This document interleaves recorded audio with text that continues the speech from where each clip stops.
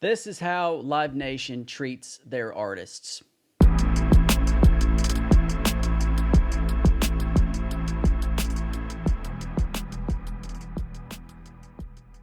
Hey, what's up everybody? It's Stein, and today I want to do a video about a small example of how Live Nation treats their artists. Now, I came across a post on Instagram by an artist named Sturgill Simpson. I'm not really familiar with his music. I don't know him. I have no relationship with him whatsoever. I just happened to come across a post that he put on Instagram. It's his only post on Instagram. And it was a screenshot about his, I guess you could say, a change or an amendment to his contract with Live Nation. So Sturgill Simpson is an American singer, songwriter, and apparently he tours a lot and has a deal with Live Nation. Now, if you're not familiar, let's just go ahead and switch to my screen and we'll continue from there. Okay, so here's my screen. I just pulled up the Wikipedia page for Live Nation, just in case you're not familiar with them. Okay, so they're an event promoter. They started in Beverly Hills. It used to be associated with Clear Channel Communications.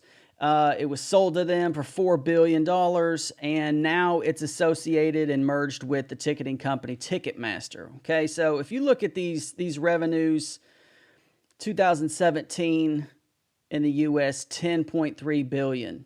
Okay, it's an incredible amount of money that you know Ticketmaster. You know what they do, and they sell tickets, and they are the main kind of machine behind selling tickets. Just a couple artists that are associated with him. Shakira, 2008, signed a $70 to $100 million contract with Live Nation. They got a three tour deal with Nickelback. You know, Nickelback was huge back then. Jay-Z, $152 million. Deal struck between them and Jay-Z. Jay-Z signed a 10-year deal with Live Nation in 2017. Okay, so Live Nation is humongous. Ticketmaster is humongous. And there was a post by an artist named Sturgill Simpson about some contract issues that he was facing. Okay, so let's just get into that. Okay, so this is a screenshot of the post that he put onto Instagram. This is his handle here. Okay, so at the top it says, I'm just going to go through this to show you the kind of the craziness of what some of these amendments are to this person's contract. Okay, so he says, this is the contract. In order for us to move forward, we must take certain changes to our agreements with the artists. Okay, so this is a generic contract. Or at least an amendment to the contract that they already signed, which is very, very strange because there's no place for signatures on this sheet. It's just a list of things that they are changing that the artists are, I'm assuming, just have to accept. Okay, so changes to our agreements with the artist. This isn't even addressed to him. So this is probably across the entire company. The principal changes for 2021 are outlined. Okay, artist guarantees. Okay, we're talking about money. Artist guarantees will be adjusted downward 20% from 2020 levels. Okay, 20%. That's 1/5 of their entire pay. For whatever reason, not sure. Ticket prices. Ticket prices are set by the promoter at the promoter's sole discretion and are subject to change. Live Nation has bought Ticketmaster, and so they are the promoters. They are the ticket price people who create the scenario by which these tickets are sold. So that means that they can inflate the ticket sales and lower the pay that they're going to give their artists by 20%. It just puts them in a complete position of power. Okay, payment terms. Artists will receive a deposit of 10% 1 month before the festival. Contingent on, okay, that means if they do the following. They execute agreement and fulfillment of marketing responsibilities. So not only does the artist get paid less, 20% less, but they have to market this concert and their festivities. The balance minus standard deductions. That means whatever's left over that they owe. Okay, so if they get 10% up front, then there's 90% that they get paid on the back end.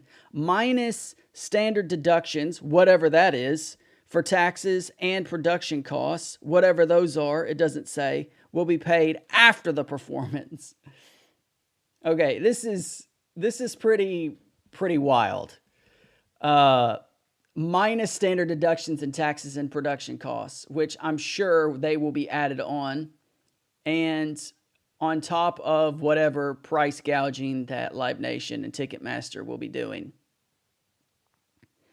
All minimum required marketing requirements. All artists will be required to assist in marketing of the festival through minimum social media posting requirements outlined in an artist offer.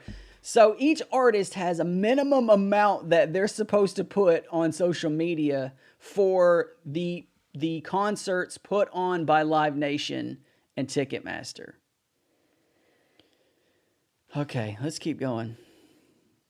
Streaming requirements. All artists were required to allow their performances to be filmed by the festival for use in a live television broadcast, a live webcast, on-demand streaming, and or live satellite radio broadcast. Okay, this part, on-demand streaming, they're basically going off of what Beyonce did with this homecoming concert. She kept the rights. Okay, this is. I don't think that this is a coincidence that Live Nation is associated with Jay-Z, and Jay-Z is married to Beyonce. Beyonce, in her homecoming concert tour, retained in her contract the rights to film it. And so she not only made millions of dollars off her concerts, but then she retained the rights to film the concerts, and then therefore sold it to Netflix for who knows how much. I forgot. It might have been tens of millions of dollars. I don't know. You can fact check me on that. I have no idea how much it is. I know that it's in the millions. So, Live Nation is saying that they have the right to film this particular person's concert and all the other Live Nation acts, and then sell the rights to those concerts to streaming services, on-demand video, like whatever platform you can pick, Netflix, Hulu, whatever. Okay. Purchaser will retain 30% of artist merchandise sales, send 70% to the artist within 2 weeks following the festival. Okay. They're lowering pay 20%. They're gouging prices. They're keeping the rights to the film. They're giving only 10% up front and then reducing the 90% that's on the back end with various fees. And now they're keeping 30% of the artist's merchandise. Airfare and accommodation. These expenses will be the responsibility of the artists. Sponsorship. The promoter controls all sponsorship at the festival without any restrictions, and artists may not promote brands on stage or in its productions. Okay, so this means that the sponsors that are associated with Live Nation and Ticketmaster are the only brands that are allowed to be publicly put on. So let's just say you have Kanye West, for example, and he owns Yeezy, and Yeezy has an agreement with Adidas. That means that he can't wear Yeezys on stage because that's a deal or a sponsorship that he has through Adidas. So what if I'm just thinking that off the top here, what if I have a sponsorship deal with Fender Guitars or Martin Guitars, and they provide all the guitars that I use, or maybe I'm using a Serato DJ, deck, or, Pioneer, whatever brand that you associate with, and you have obligations to use those products and to promote those products, or at least have a sign or a symbol or the brand available to see. that means you can't use these particular things. That sounds like a total mess to me. Violation of a radius clause without the festival's prior authorization in writing will, at the festival's sole discretion, result in either a reduction of the artist's fee or the removal of the artist from the event, with any pre-event deposits returned to the festival immediately. Okay, so a radius clause is just kind of a non-compete thing where if there's a concert that Live Nation puts on, that means that within a certain time before or after this particular artist can't have a concert.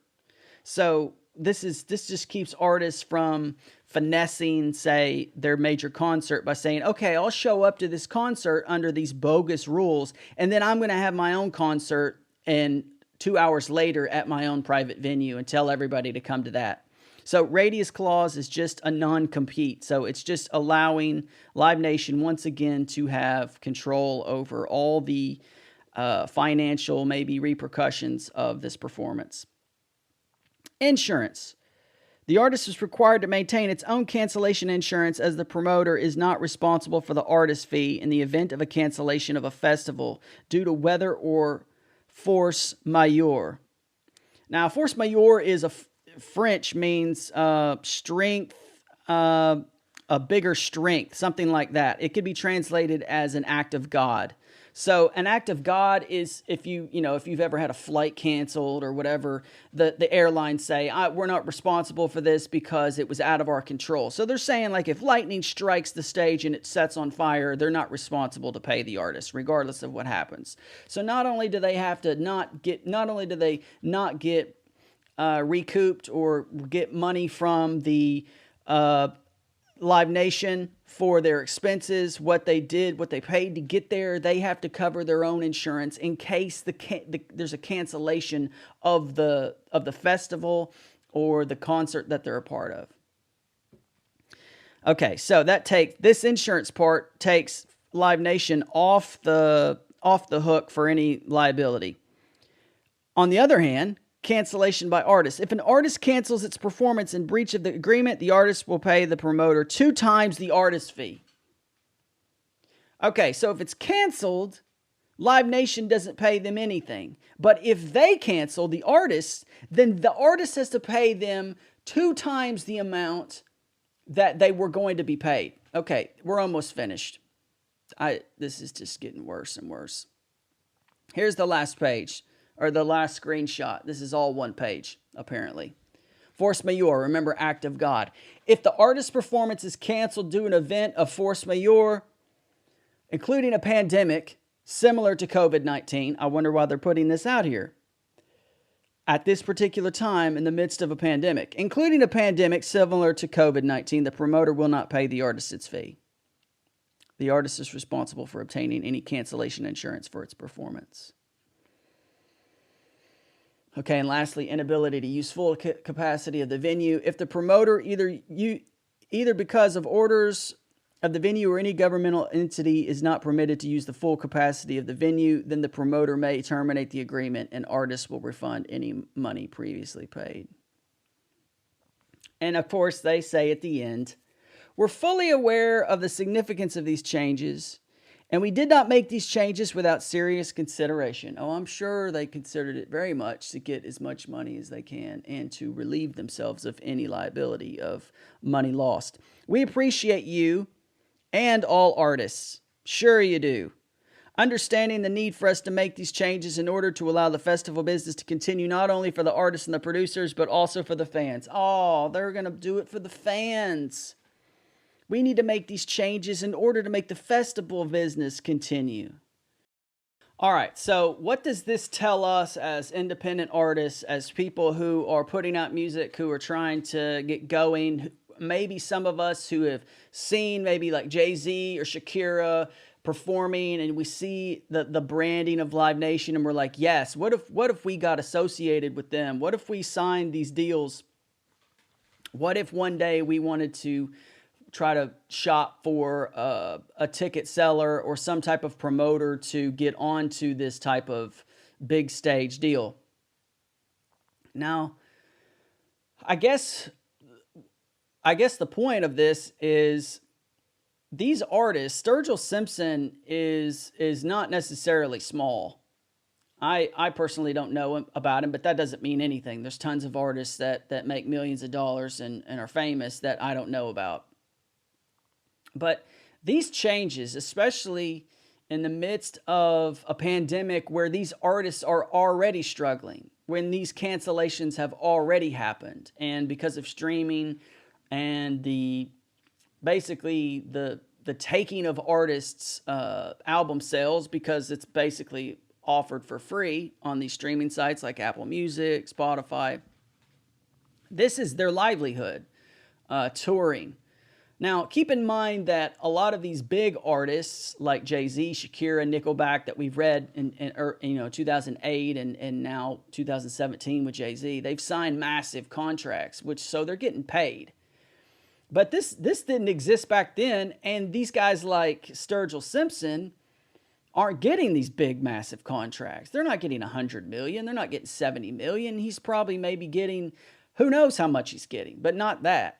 So what does this tell us? This tells us that even if we associate these particular companies with artists that we like and respect, that say they stand up for the artists, when we read the paperwork, I mean, thank you, Sturgill Simpson, for sending this out, for making this public. I just happened to stumble across it. But it's shocking. They reduce the wages. They create clauses to where they can raise the prices and then they make money and not the artists.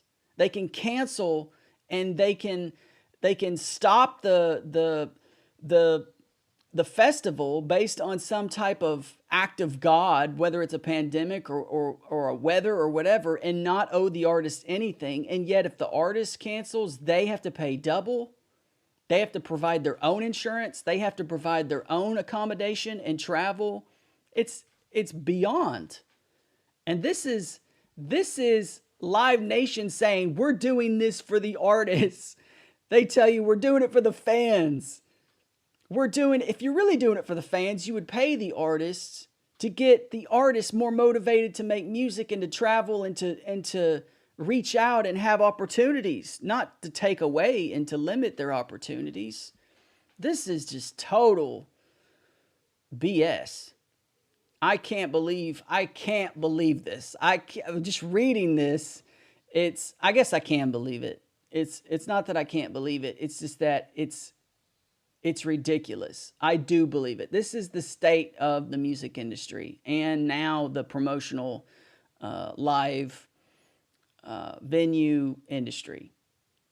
If you are an independent artist, be sure to read your contracts, because sometimes in the contract, the bad thing isn't in the contract, but it'll say, well, we have the right to amend this. So amending a contract usually results in this, in what you see on the screen 5 minutes ago.